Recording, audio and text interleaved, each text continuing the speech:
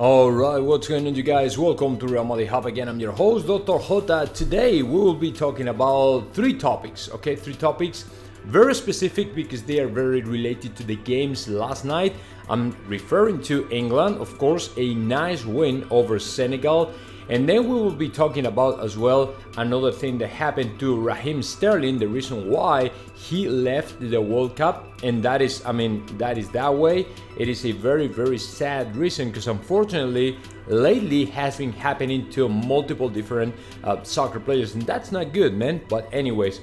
And then, of course, we will be talking about Kylian Mbappe. I'm going to give you some updates on Real Madrid. We'll be talking about other players like potential signings like Bellingham or even Enzo Fernandez, but of course Kylian Mbappe on top of that. Why is that? I mean, you saw that, right? Mbappe did an amazing performance. He's now the top scorer in the World Cup with 5 goals. He has 9 goals, right? More than Messi, Cristiano, and all Pelé in his age in a World Cup. So he's gonna make history for sure. And now the big debate within Real Madrid, within Europe, within Spain is, should Madridistas forgive the behavior of Kylian Mbappe this summer, last summer? That is the thing. Okay, so let's get started with the first thing, talking about England. I mean, England did a great job last night, winning 3-0. Con Bukayo Saka, man, this guy is just awesome. It's just unbelievable. And I think this guy doesn't have a roof to stop. He doesn't have a limit. And of course, in my opinion, Bukayo Saka is going to take England to the highest level. It's not only Bukayo Saka, it's of course Jude Bellingham as well, and Harry Kane. Oh my God, Harry Kane is the same damn thing, man. We need a number 9 in Real Madrid, so we might take a look at this guy because he's doing a great job. Hey, let me stop this. Yeah, he's doing a great job. It's just amazing, right? And yeah, but these guys, Bukayo Saka and Kane, they scored 2 out of the 3 goals England scored against Senegal. But the thing is, the sensations within England right now are great. They are playing against France in the quarterfinal next Saturday, okay? It's gonna be an amazing match. I mean, do not miss it out because I think that this is gonna be one of the most exciting games so far in the World Cup. I mean, England against France, they are coming to this game in a super top level, right? They're ready to go, they're super strong, they're proving everybody that they want to win the World Cup, and to me there's no doubt it's going to be one of the greatest matches in this World Cup. I mean, Henderson scored the first goal of England, and the other name we should talk about is Bellingham as well, right? Bellingham did a great job as well. He didn't score though, but for Los Madridistas, when you see this guy driving the ball, moving around, passing the ball, associating, combining, things like that, is when you think, okay, this guy, man, should be in the list of Real Madrid. And I mean, I talked to y'all on Sunday about the latest news from Tomás González Martín, claiming Real Madrid is willing to push a little bit the limit for the price they are willing to pay, all the way from 100 million all the way to 120, 125. So I'm not quite sure about that. I told you my opinion on that. I mean, to me, this guy is great, but Real Madrid should never go and push ahead and push through the limit of the 100, man. That'd be irresponsible by the side of Real Madrid, considering Real Madrid is a club which has been managed in a very specific, in a very particular way, right? And I don't think it's a good idea, as we have to Enzo Fernandez as a potential replacement if Bellingham fails, right? I mean, Bellingham might go to Liverpool and then we might turn around and say, okay, let's go for Enzo Fernandez and try to sign him for 80 million, which is, personally, I think is a little bit expensive and overpriced, but it's a little bit more affordable, right, than Jude Bellingham. But anyways, I mean, Bellingham did a great job, and of course he will be in the radar of Real Madrid, and I don't think Florentino is going to quit easily, right, as I think that Liverpool will keep pushing for the player. But I mean, in my opinion, he will, I mean, Florentino and Real Madrid will remain trying to fight for Bellingham. He's a great guy, man. He's a great guy. He's a great player, and he's proving everybody that he's ready to go. So let's wait a little bit and see what happens with this guy, because it's just awesome, man. It's great. So the second reason I wanted to unveil the reason why Sterling had to leave the World Cup.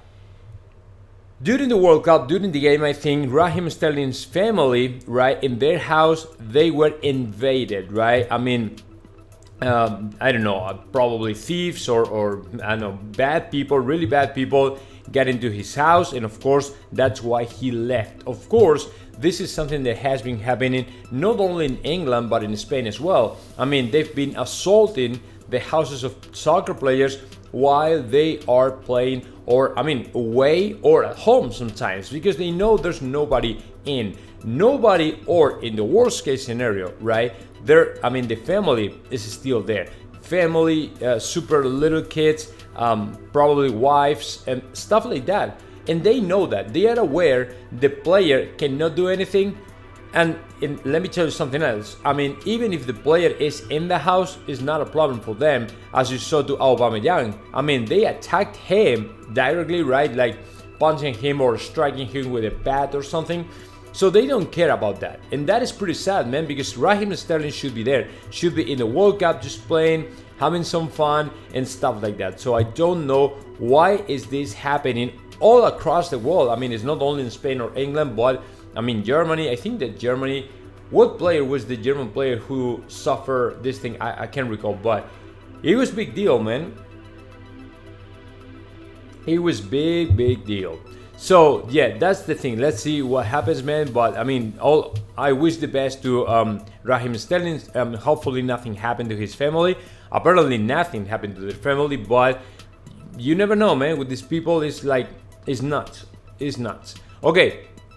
So now, before to get into the details with Mbappe, okay, let me talk to you, because they are all the time talking about Kylian Mbappe and Giroud as well. Giroud finally became the top scorer of all time in France. He overcame the record of Henry. So, of course, it is a very good thing for him and for everybody else. I mean, Giroud is a great guy, great player, amazing player, underrated player in my opinion.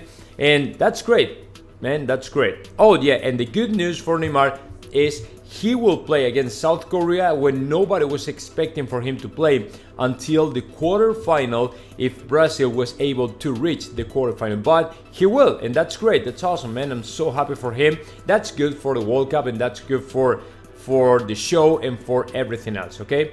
Okay, now with no more delays, I'm going to talk to you all about Kylian Mbappe and what is happening right now in Real Madrid. Because within Los Madridistas, especially among the fans and supporters, let me tell you, there's a big debate right now around the figure, around the person, around the player of Kylian Mbappe.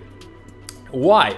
Because as you know, last summer when he frustrated the signing of himself for Real Madrid, a lot of people, including me, a lot of Madridistas, including me, we felt kind of betrayed. We felt kind of sad and betrayed and frustrated, and like, why is this guy doing this after years trying to sign for Real Madrid, trying to play for Real Madrid, after years telling us all, right?